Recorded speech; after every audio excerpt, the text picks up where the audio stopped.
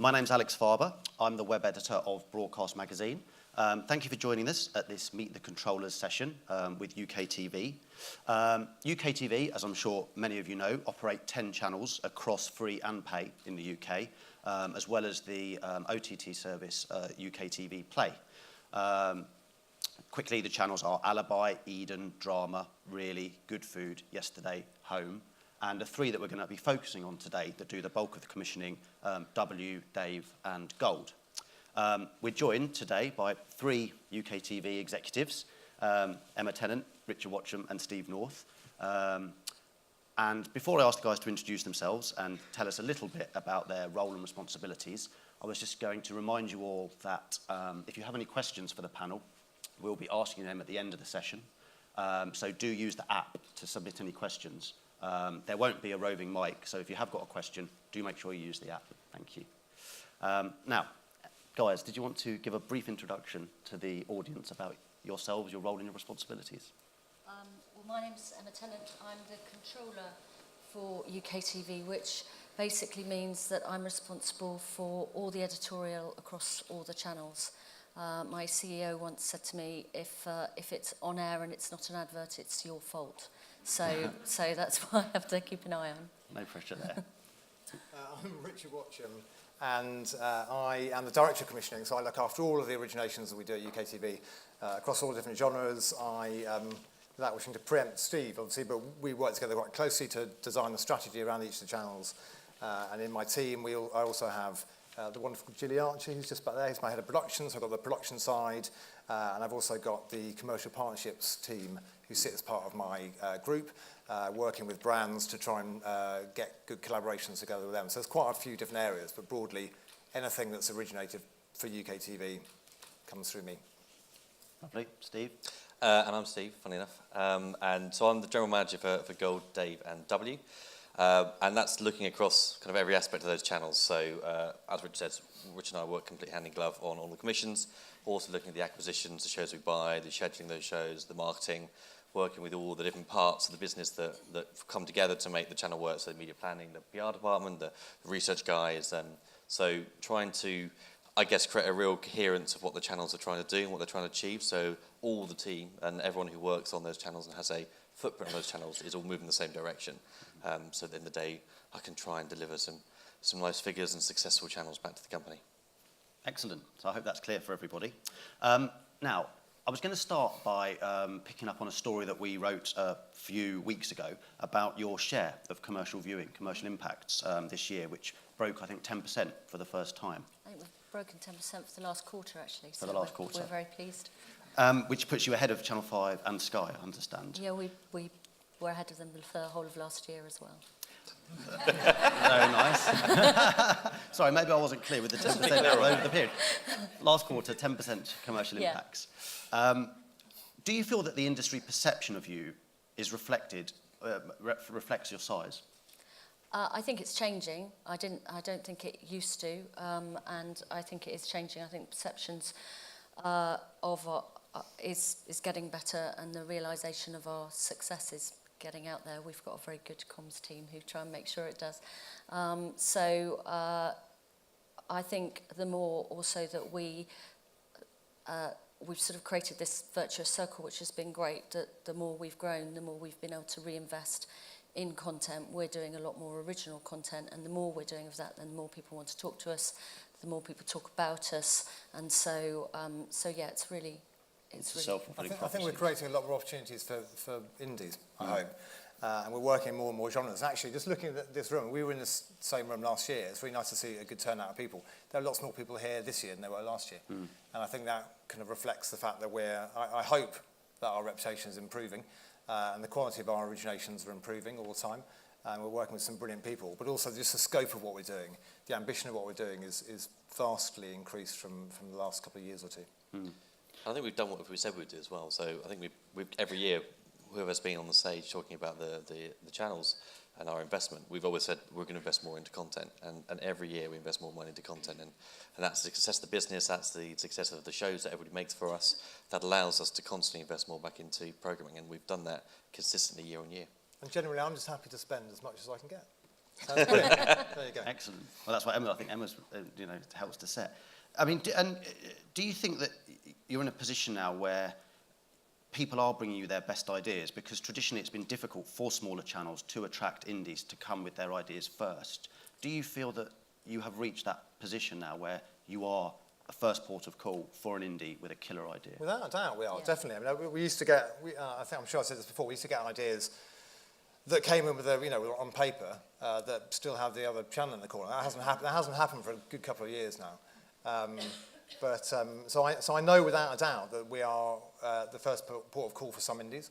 I know that some ideas have come to us before other broadcasters. At the same time, we've also taken ideas that I know have been to other broadcasters, and I don't really mind. All I really genuinely care about is driving brilliant programming, working with the best producers, making high quality shows, and getting the audiences bigger and bigger. And I that think really is it. I don't, quite where they come from. I don't really.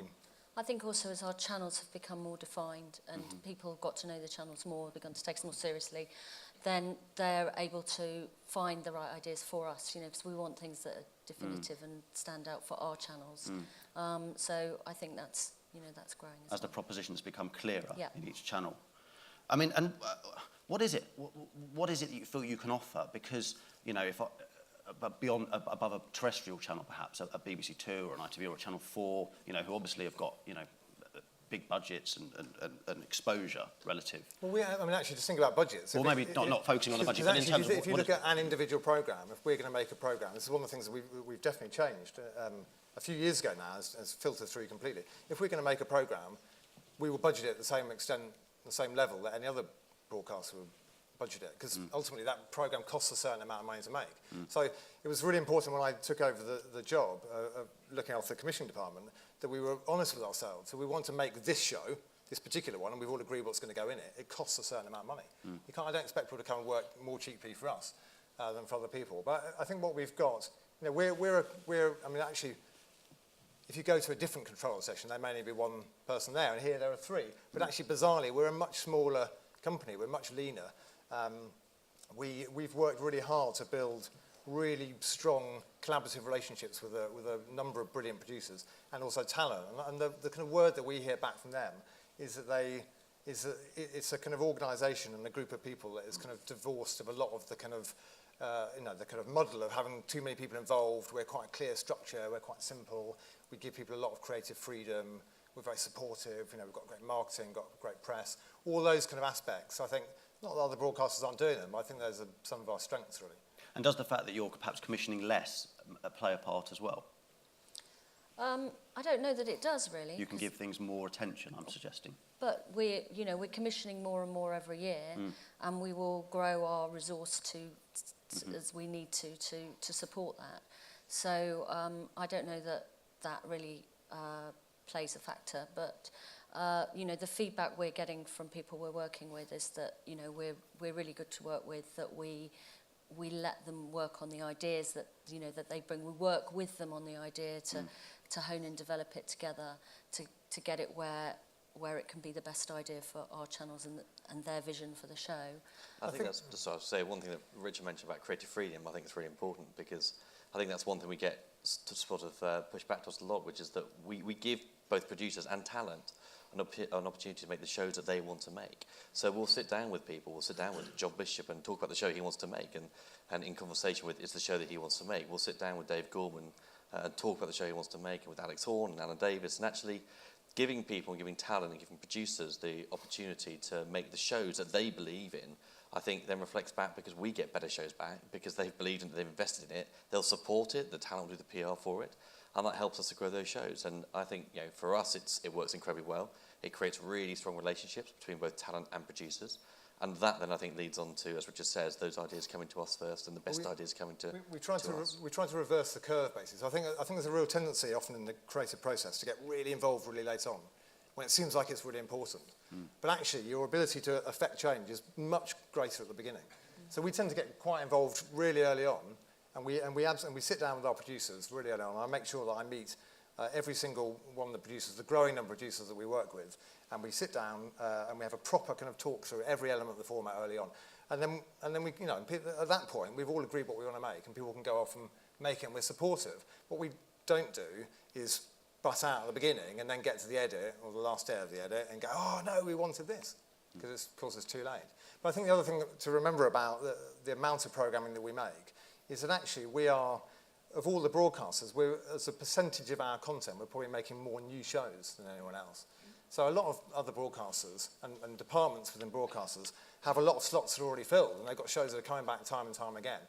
Increasingly, we've got returning shows, but actually we're making a lot of new formats every year. So what proportion would you say of your content is originations now? Oh, well, I meant within our originations, we have a great many shows that are coming back. In terms of what proportion, we don't break down our programming like that. And actually, the budgets are quite fluid, and they move around across the channels. They move around within the channel from the acquisitions. This is the bit that Steve looks after, and we do that depending on where the opportunity lies, really. And that's great, and that's having that freedom, that ability to kind of go, look, there's a great show we can buy out there, then we'll buy it. But similarly, we're not forced to do that, and if there's a great idea that comes in, we'll make that show. And having that ability to kind of flex those budgets means that when we've got those ideas coming in, when we've got the talent that wants to make shows for us, we can do that more often than not. And equally, we can move money across the channels. So again, you know, if there's something that comes in for W that we think we really must do that, if we need to take some money from elsewhere in order to do it, then we can do that. A good example is Unspun, the Matt Ford show that we've got starting in a couple of weeks' time. We didn't start the year and set aside some money to make a political talk show, but I emailed Steve at about 4:30 on the morning of the Brexit vote, as it looked, we were fairly certain which way it was going, and we've been talking about this idea for a couple of months beforehand, and I just said, look, we've got to, let's make it happen, let's press ahead and do it. If we worked in a system where that money had to be kind of compartmentalised and sat there and waiting, we would never have been able to do it. But the money moves around. You have increased your spend, as you said, at the top. I mean, 123 million 2014, 150 million 2015. I mean, what are you going to spend this year and beyond? Is it going to continue to rise? What's the growth strategy in terms of events investment? We will continue to grow our spending in content, because that's where the growth comes from. You know, as we've seen in the last 5 years, you know, since 2010, we've increased our adult impacts by 48%, where the market's increased by 6%. So that comes from spending more money on content. And that's in step with the amount of money, in step with your revenues? Yeah. It's not just about money as well, actually. I think we've doubled the number of genres that we're making just in the last 12 months. In the last 3 years, we've tripled the number of original hours that we're putting out. And if you include sport, it's 5 or 6 times higher. Well, let's talk about sport quickly, just because obviously that's an expensive game. And you've done quite a lot in sport lately. You've bought some boxing, you've bought some T20 cricket, you've bought some darts. Is that money that's moving away from, is that part of your original budget? Is that it's just taking part of the money away budget. from It's programming? It's just kind part of of the overall network budget. So, So this you know, extra money isn't going on sports content as opposed to programming? We saw the opportunity to do it, and we thought it was worth a try, and something that would work for Dave, and so we jumped in to do it, and it's, you know, been very successful. We're very pleased with the results. Is that a strategy you're going to continue to pursue? Do you see yourself building and doing more sport over the next? We'll continue to look at the opportunities. If the right opportunities come up, then definitely we will continue to. What's a to right work in that opportunity area. for a UKTV sports? Well, again, you know, we've done. Yeah, I mean, you look at Dave. So boxing you look at Dave and you look at the audience. You know, there's a channel aimed at sort of younger skewing men. So it's sport that we think are right for that, and that could be one of a number of genres. It could be more cricket, more darts, more boxing. You know, motorsport in some variety. It could be, you know, one of a variety. And it's about looking at those different opportunities. And, you know, we're not going to be sat down competing with Sky Sports anytime soon for the Premiership rights. That's not going to happen. So for us, it's about understanding. And again, it's about working with those sports and the way that we work with producers. It's sitting down and talking and finding out what they want. Because not every sport is looking for that big paycheck overnight. A lot of them are looking to grow their fan base. They want to reach as many people as possible. They want to grow people who are participating in those sports. And actually, free-to-air TV can offer that in a better way many times than pay TV can.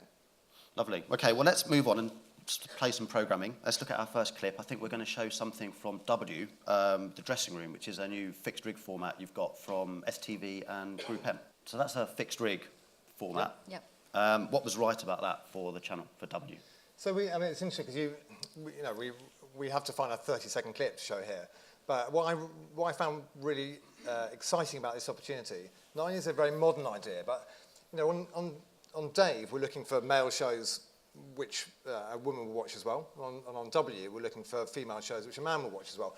And watching that, you know, there's some quite male kind of environments in there, but actually, across the whole Taster Tape, they've really delved in and found some brilliant characters and kind of brought some of kind of daily life to kind of bear quite a bit in an interesting way. So actually, it's not about sport. You don't ever see any sport in there. It's about people getting to do their passion. It's the weekend, they've been at work, and they're catching up with friends they may only see once a week, and they're kind of discussing, you know, their dates, the dates they had, how work's going, their friends, their family, their relationships. So actually, it's a show much more about the natural drama of sport and daily life and relationships than you're seeing here. But I'm just quite excited by the opportunity to make something that feels like a world that we've never really seen before. It's got a really neat conceit. So it's a 3-act structure. So you see before the game, half-time, and the end of the game. I love the kind of breadth of characters that you get. On the Taster Tape, they'd already found some incredible people. And what you see a tiny bit on there, but there's just the coaches. Some of the coaches who come in and kind of do these great diatribes to people about, you know, some of it's too rude to repeat here, but there's some brilliant, funny bits in there with real warmth and humour to them. So it's exciting. We actually haven't started shooting it yet, which is why I wanted everyone to know it's a Taster Tape. They've been casting across the summer, and we start in about 2 weeks' time. There's also the diversity that we loved as well from the Taster Tape.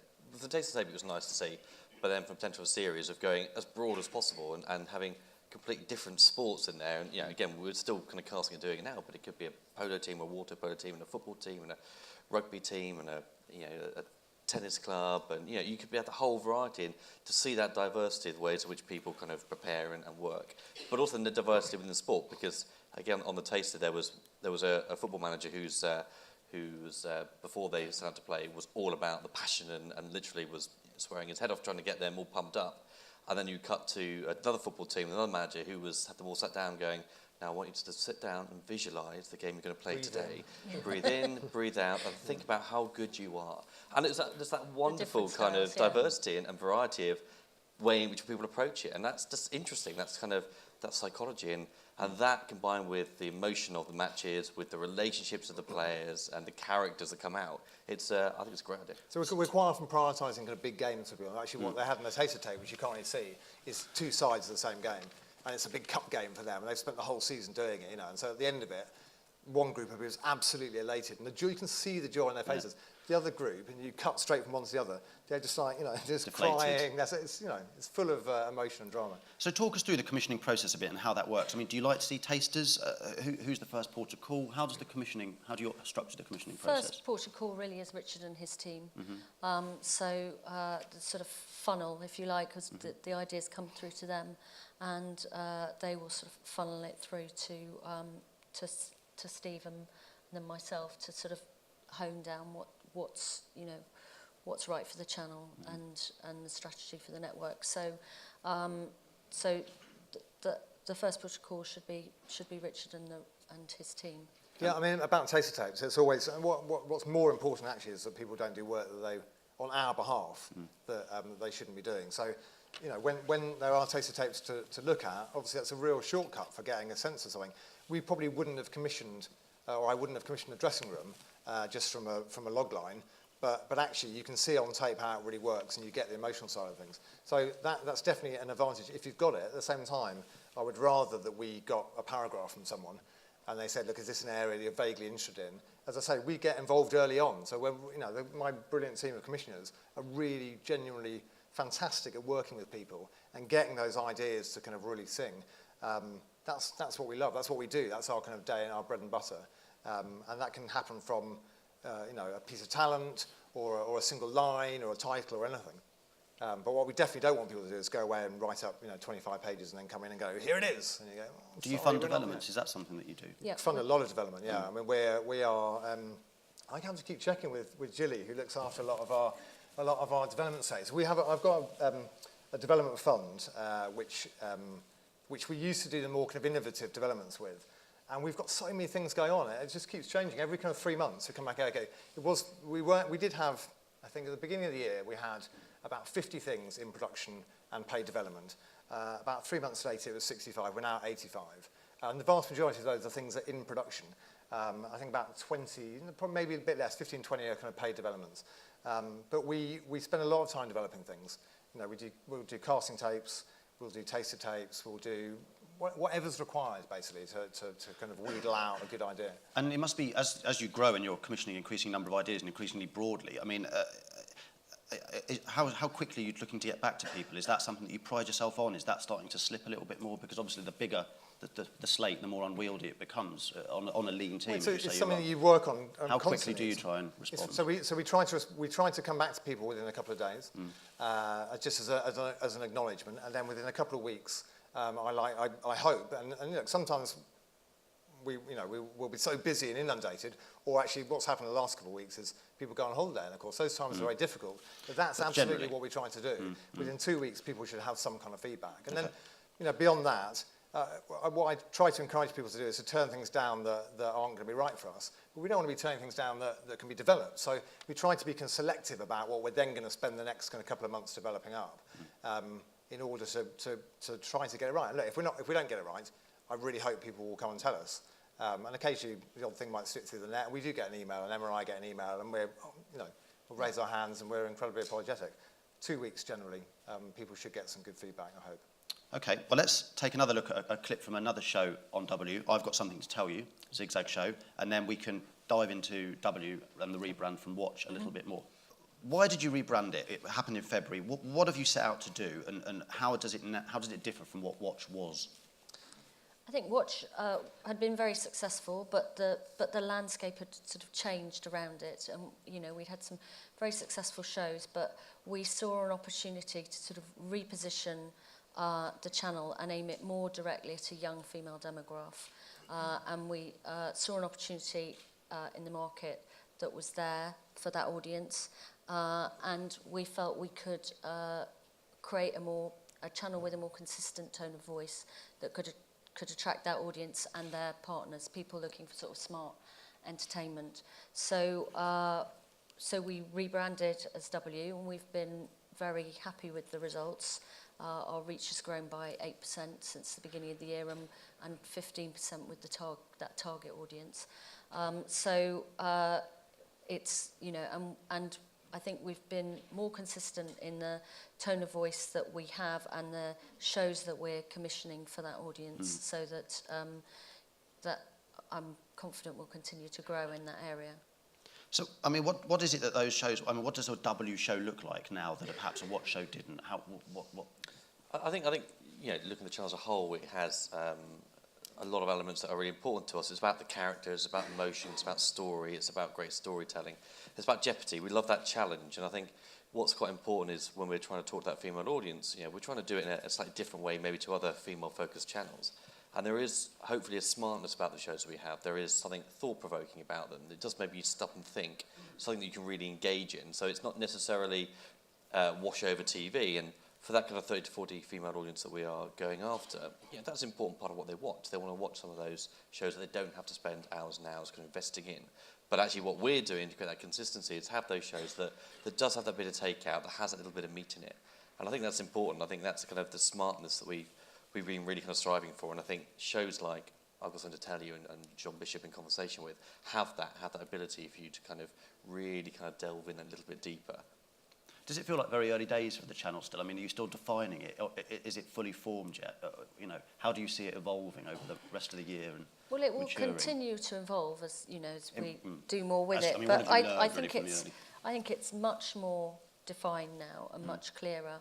And as Steve said, it's a lot of the programme, a lot of what we're looking at is about, facing life's challenges, whatever they be, but the challenge being worth it, that you come out at the end with something, you feel better for it, you've gone through an experience, but you've come out with something at the end and a lot of the shows have that element to them. Quite positive, yes. life affirming. Yeah, but that life's tough at times, but you've got to get through it, and I think that's now much more a consistent theme across the channel, which is great. And I think we're seeing the audiences now where sticking much more through the evening or from show to show. Okay, loyalty. Yeah. So who would you say, who is your target ideal W viewer?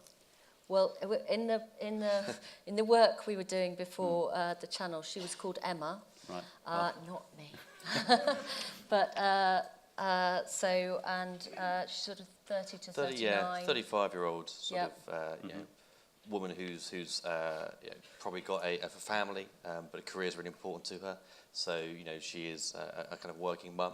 So both of those things are really important. She's kind of never wanted to give up on her career. So time is very precious to her. So the way in which she spends her time, her spare time, is really important.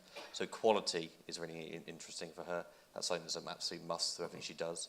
But also she's probably somebody who's challenged herself in the past, being travelling, kind of, you know, she's somebody who was a get up and go, proactive, you know, the glass is half full type of personality. So she likes that stimulation. She likes to be kind of to push herself to see what she can achieve.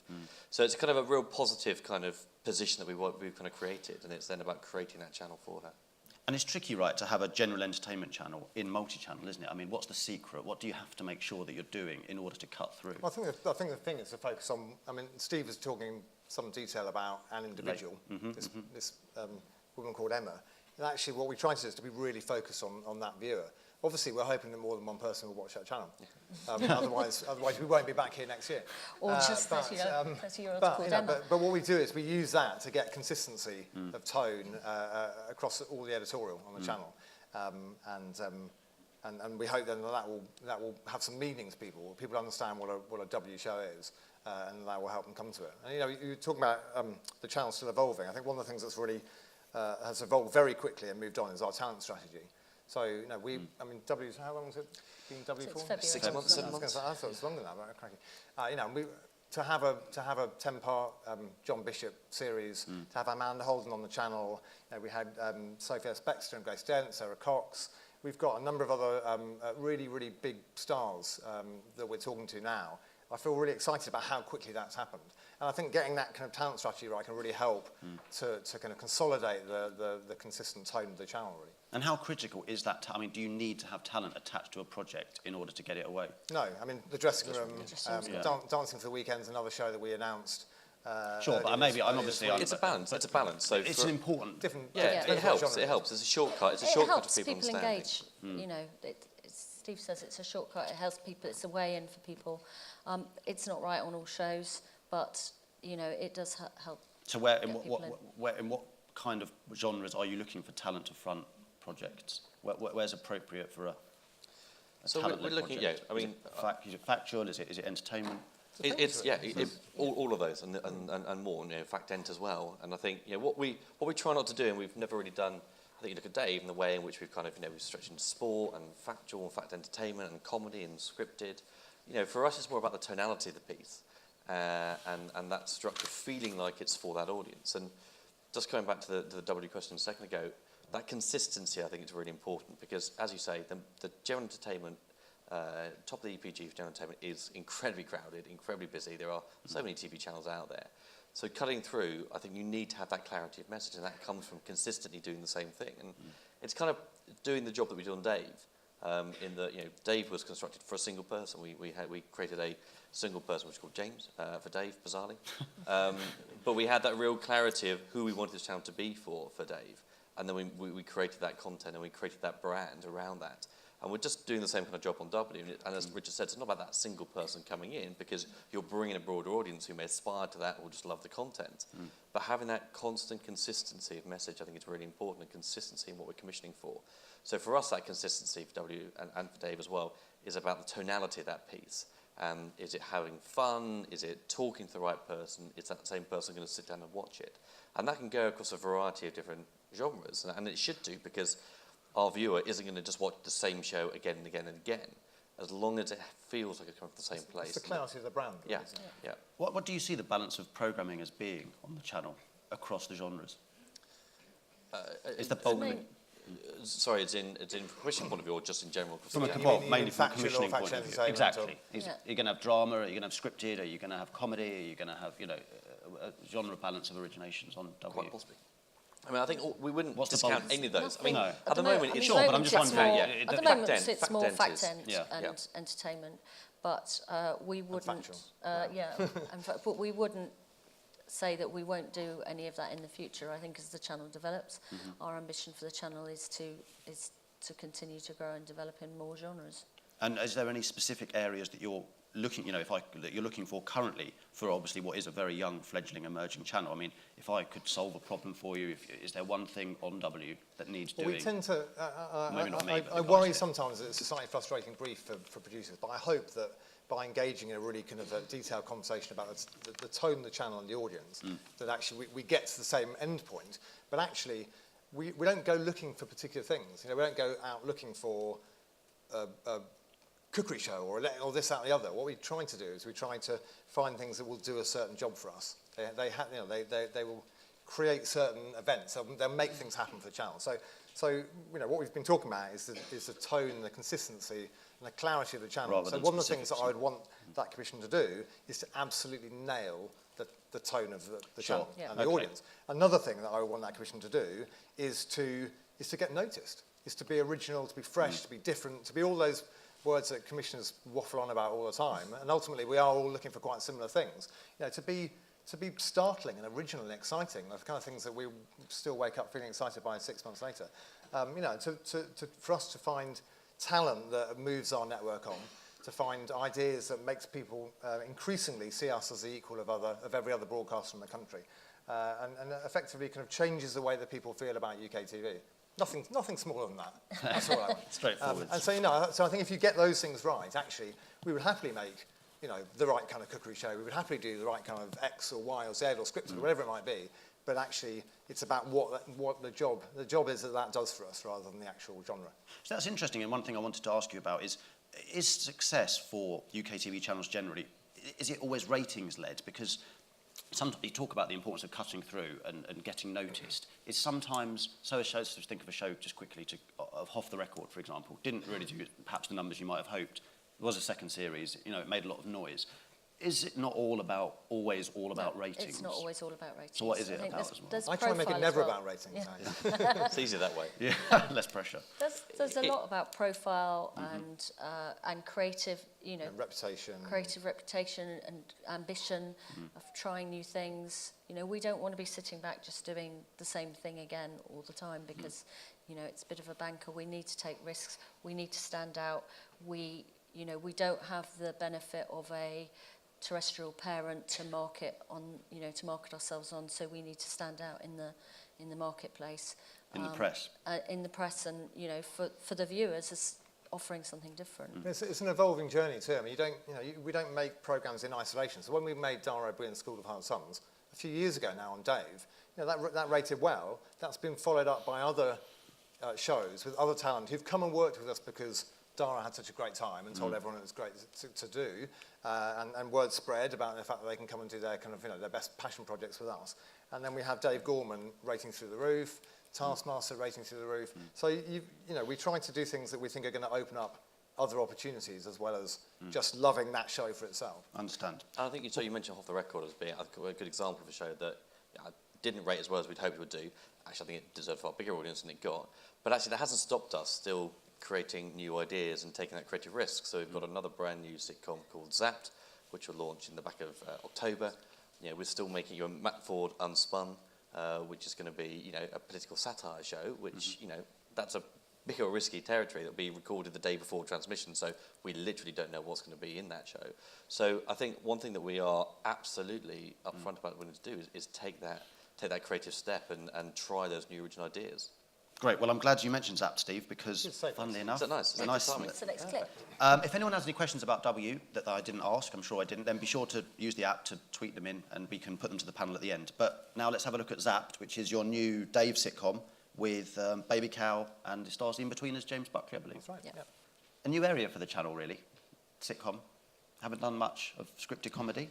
What's We've done quite a bit now. A couple of series of Red Dwarf and Off the Record and Undercover last year. I think that it's about us doing different things, and scripted comedy is a massive kind of part of the comedy genre that Dave plays in and right for our audience. So, this is a show we've been developing for quite a while. And Let's not say how many. no, Let's not say how I'm long. more than make. And Oh, actually, go on, do tell us how long. How long has it been? that's but it's a fantastic script, fantastic writing on it, and delightful to make it. It will go out alongside Red Dwarf. So we really wanted to. We know what Red Dwarf is. We know it's a great big juggernaut, a huge success for us in the past, and a show that can bring in mass audiences. And we really wanted to make sure that we had the opportunity to try and introduce a new comedy to that audience when we did that. So this is a kind of a fantasy comedy. James It's Buckley like Game of plays. Thrones meets Red Dwarf. Yeah, without it's the kind nudity. of James Buckley lives in the normal world, but has been transported to a parallel universe on a planet called Rock rather than Earth, where there isn't electricity, but there is magic basically, and he's trying attempt to get home basically. It's kind of a lot of it's set around sort of a pub and a magic shop, and it's a brilliantly written comedy. But hopefully, in that way, that actually Red Dwarf is a sitcom about flatmates stuck in space. It should hopefully have a sort of a similar kind of appeal to it. And those are the traits that a Dave's comedy would need. I mean, have you got room for others? I mean, you mentioned then how long it took to get away. I mean, is there room for more? Is it that just, well, that's our sitcom now, we're going to put our bets on that and... No, not at all. Yeah, we're doing, I think Simon Lupton needs to take some credit for the idea, which was that, a few years ago we started doing 3-part series of comedies as well on Gold. So we did that with Marley's Ghosts, which we did the first series of 3 episodes, and that's now coming back this year later on for a full 6-episode run. So we're doing 3 episodes of Zapped as well. So, we're giving ourselves the opportunity to try more ideas and to try more shows by doing that. So, no, there's definitely opportunity for more scripted going forward. So it's like a 3-episode pilot in some respects. It's like an extended pilot, yeah. Yeah. And we've actually got another batch of shows that we're going to get in a room next week and talk about. So there will be more. In the scripted space? Yeah. Yeah. Excellent. So that's a new area of, would you say, well, a new area Well, kind of not that new, but yes, it's an area that we're doing. It's an Exploring. expanding area Yeah, of Dave. We've constantly obviously growing. been doing quite a lot on Gold as well. Absolutely. Because, I mean, you've got, on Dave, you've got it feels like you've got a solid base of, returning formats. You've got Taskmaster, you've got Untitled, you've got Storage Hunters, you've got Modern Life, Goodish. What is the next challenge for the channel? What is it that you're really looking for? Actually, we've started looking a lot more at kind of shoulder peak, 7, 8 o'clock shows. Sometimes with a more factual bent, sometimes transactional, but that have something about them that gives them one foot in the kind of Dave tonality. So they're not comedy pieces, but it is opening up a different genre for us of stuff that can premiere at shoulder peak and repeat in daytime. Okay. So that's a big focus for us. And how does that look? How does a shoulder peak show look different from an 8, 9 o'clock show? As I say, it's not an overt comedy, probably. So the comedy entertainment shows are going later in the schedule.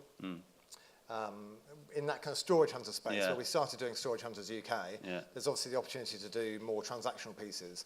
And so we're looking for, or it could be a car show. Obviously, Top Gear has been extremely brilliant on Dave over the years, and we've really benefited from that. So we're always looking in that kind of space.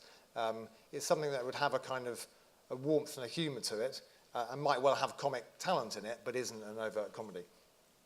And does it have to have is there any sort of key ingredients? I mean, is it the warmth, the tonality? Those are the areas It's the that really... tonality for Dave, like we said on like more for on James. W. Yeah, It's and- like and- having the right for James. tonality for the channel. And that hasn't really changed over time. The kind of, our positioning for Dave as home witty banter, wit, intelligence and irreverence have always been our 3 kind of watchwords. So it needs to have that smartness, having that banter, having time playing off each other in some way, have that kind of camaraderie that kind of flows through a Top Gear or a QI or having it to you. That tonality I think on Dave has always been really clear, and that's not changing. Lovely. Well, let's now move on to talk about Gold. You mentioned it, Marley's Ghost. I think we've got a clip, but I think you're going to give us a quick introduction. So just in case you haven't seen Marley's Ghost, you have to understand that. So you've got Sarah Alexander who's playing Marley, and she's gone to visit a woman who's doing most of the rest of the talking, and all the other people in the room are dead, basically. So they're Marley's ghosts. There's the vicar, there's her Only she can ex-husband. see. So you've ordered a longer run of that show, following a 3-part pilot. Is that the model that you want to use moving forward? Yeah, it's certainly what we're Yeah. doing. So Yeah. yes. That's what we're And looking I think to it's great. It allows us to, as I said, it allows us to try more ideas. It allows us to work with more talent, with more producers, more writers, which kind of expands our net a bit further. And I think 3 episodes is a really nice chance for you to, as a viewer, to get into that story, to understand if you're enjoying that. Do I like the characters? Do I like the setting? Which is just the right amount of time to kind of see if that sort of is working and has that ability to have longevity. I think Marley's a great Hopefully example for the of- writer and the producers, it's enough for them to be able to kind of get into the spirit of it and get it going and get it up and running. I just think we always thought that one episode is just so hard to launch. Yeah, it's hard but to you can see find. from the, It's you know, hard to find. It's hard. Yeah, Yeah, it's and- hard for the audience to engage with. It takes a lot of effort and cost to market it and get it there. Then it's gone if you've missed yeah, it. three is enough to get some marketing behind. Marley's Ghost was a brilliant rating success. It was a real proper smash hit, and that gave us the confidence then to come back and do 6. So we've just done another series with Simon Callow called The Rebel, another 3-parter that has allowed, and actually each of those 3 episodes are quite different in their tone, I think, but it's allowed us to kind of explore and experiment and play with it, and again, it's rated really well. So is that coming back? We'll see. I look forward to that. Obviously, the challenge for Gold is how do you get a show that sits alongside the likes of Porridge and Blackadder and Fools and Horses? I mean, what do you need to be offering in order to win one of these 3 parts? Well, I think Marley's and Rebel is a great example. I mean, both of those shows rated above sort of average, so they rated above the numbers we'd normally get for a Porridge or any. Sure, creatively I meant maybe, Steve. But it's about us believing that the show can do that. So creatively, I mean, I think talent is important because having that talent again is a real shortcut into credibility for that show. So the audience believing that that's a show that they should be watching. And then it just comes down to script really and producer. Do we believe in that production team, that production company, that they can make a great comedy? And is the script funny? Because fundamentally, if the script's not funny, it's not going to work that well. And trying to sit up against Porridge and 40 Towers and Open All Hours and No Fools and Horses is really difficult. And you need to have great writing, great production, and great performances. So if we think that an idea can deliver those, then we're after it. It's the absolute bane of my life. I mean, you've put your finger on it. It's so annoying having loads of brilliant content on the channel from other people. It's really, for us in the commissioning department, we have to, but it kind of, what it does is it gives us a certain bar that we have to try to hit. And that's I think, really good. It encourages us to keep trying to do things better and better. And you don't do an awful lot on Gold. I mean, I appreciate scripted comedy is expensive. I mean, do you sort of commission on an ad hoc basis? Do you set yourself, well, we'll do, 1 a year or 2 shows a year? What's the sort of, are you growing plans for the originations on the Yeah, I think Yes. we've probably got more on the channel. It's not 1 or 2 a year. Sure. And we have a mixture. But it's not as only of much as a W or a Dave, perhaps. Well, similar to W actually, still. So there'll be 6 or 7 different shows this year on Gold, and it's a combination of retrospective shows, so looking back and kind of celebrating, be that Even comedies. We've got the Ealing comedies coming with Wise, Richie all those Grant. kind of shows, or it's scripted comedy. So we have that kind of that blend of genres that we have, I guess, on Gold. Yeah. But at least half a dozen shows a year. And the opportunities are in the scripted space and that retrospective. Yeah. Yeah, I understand. Okay, lovely. Well, listen, let's have a quick look at the questions, see if there's anything that I wanted to ask you about that was come from the floor. I think I saw a good one here about someone was asking whether, given your audiences are larger than Channel 5 and Sky, should you have been included in this morning's Meet the Leaders debate? Yes. Yes. And what would you have said? What was the response to the... there was a good line about the McTaggart. What did you think of Shane's McTaggart? They were united in their... I'm not sure they're... Well, A little self-indulgent, I think Perhaps. probably would have been mine. A bit more content. We probably wouldn't use the word odious, though. no. Programme titles. How important are programme titles for UKTV? I think programme titles are always important because they help the audience understand what the offering is. So, getting people to engage with the programme, part of that will be obviously in the marketing and the promotion, but also it's EPG, just getting that initial engagement. Oh, that sounds interesting. I'll come and have a look at it. So you need to sort of be providing a sense of what the programme is through the title. We don't have, I've heard lots of stories of Ben Frau commissioning stuff off a title, and we don't really do that, to be honest with you, but because they're one of a number of different important factors, but they are important, Well, definitely. we have done title testing around different ideas to try and make sure we've got the right title to help engage the audience into the show. Someone's mentioned here whether you think this is the case or not. You're more than welcome to respond. Of course, you can respond. Is W having a bit of an identity crisis? The programming seems to be very jumbled, unlike the other 9 channels, which are all very clear remits. Is there a sense of it settling down still? Is it still finding its feet? I think it's still finding its feet. But I think when you start to look across the schedule, there is much more consistency now than there was, and that sort of those shows that have that jeopardy, be that coming from kind of MasterChef Australia, be that Jeopardy coming through from I've Got Something to Tell You, or for the dressing room, or that coming through from things like the drama we're now buying. There's a little bit more consistency in that. Things like Happy Valley coming through. So I think there is more consistency kind of coming through in that, but it takes time to do. It takes time for that content to kind of flow through onto schedule. And for the commissions as well, of course, because Exactly. they have a certain turnaround time. They don't all rush onto the channel on day one. But the thing to remember with W as well is it's not a single genre channel. So when you look at Alibi, it's a crime drama channel. You look at Gold, it's a comedy channel. Home, food. A lot of our channels have a single genre, very specific in what they do. This is a general W is a general entertainment channel, so it's always going to cover more ground. It's never going to be as tightly defined.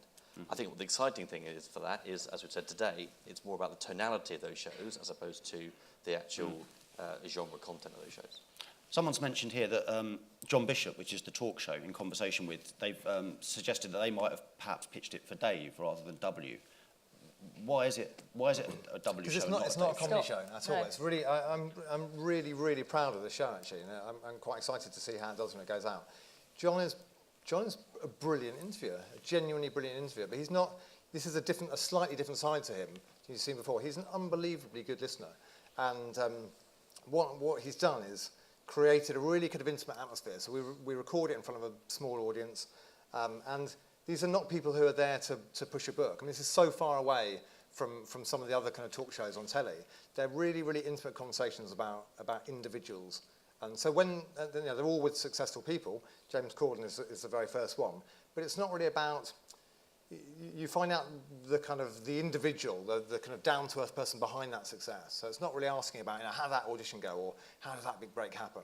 It's more about what are the individual characteristics of this person that has led them to get to where they are. So actually these people... Who are some of the guests have we got? So we've got Kirsty Young, James Corden, Steve Coogan, Alex Henry. Brooker, Lenny Henry, Miriam Margulies. We've got, so quite a broad range of different people. Rupert Everett, and in each case, you see a side of these people you definitely haven't seen before, and they've kind of come off stage and they've been very frank about the fact they've said things they've never shared before because it's a very different kind of it's a very different setting. And it's not a vehicle for Jokes. for John Bishop to show his No, comedy talent no. at all. It's not- yeah. He's That's very clear. much the listener here. I think you've It's addressed warm, and there's humour in it, but it's not a comedy. Someone's asked about fixed rig and loving fixed rig at the moment with inside the ambulance and inside the not inside the dressing room, the dressing room. Does that mean you're not looking? They've actually said, should we hold off on pitching fixed rig? But perhaps the answer is, are you looking for? No, not at all. What's your That's- stance on If fixed it's a rig? great idea, pitch it in. I mean, Yeah. What idea are you sick of being pitched? That's tricky now because we're working in so many different genres. We used to. There was a time when we were working in a few genres. There's been a real explosion of commissioning over the last kind of 12 months or so, and that now we're getting so many new ideas. I feel like we've moved on from that period of time when we used to get the same things over and over again.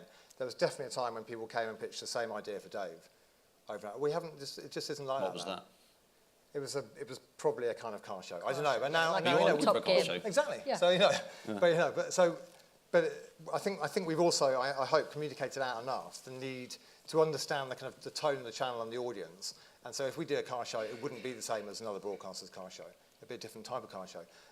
As I said, I think things have really moved on. We're getting such a breadth of ideas through the door now that those days thankfully are over. I hope.